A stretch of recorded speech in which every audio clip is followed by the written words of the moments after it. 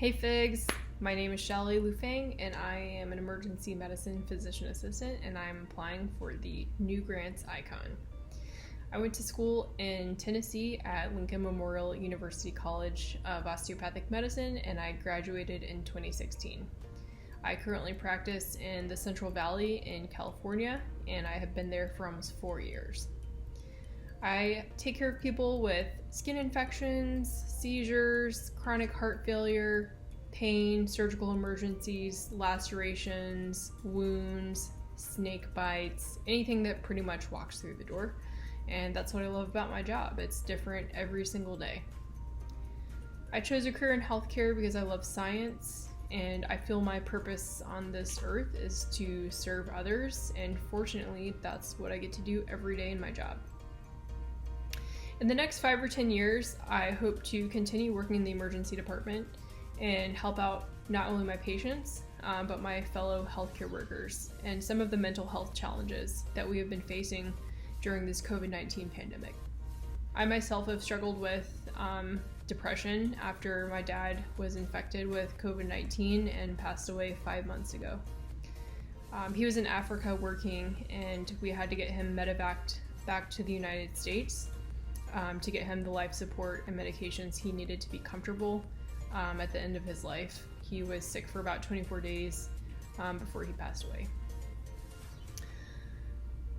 And dealing with grief has always been difficult in working in the emergency department, but dealing with grief during a pandemic has been complicated and overwhelming and devastating. I want to help people that have recovered from COVID-19 and the psychological distress it has had on their families after they leave the ICU or the hospital, because it does not end there. There are many psychological downstream effects that this disease is causing, and I want to help other people, especially medical providers, with mental health and well-being. A lot of the traditional support measures that we have had have been taken away from us. Many healthcare workers are experiencing PTSD from this pandemic, and there's an alarming number of healthcare providers with depression and anxiety.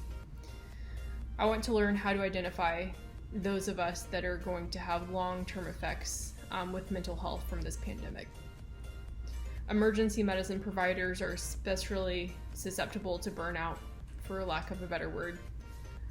There's this culture of superhero, ready to treat anything that comes through the door, anytime, any place. And it does make it a challenge to recognize our own vulnerability. It can be difficult to recognize that we need help and support too.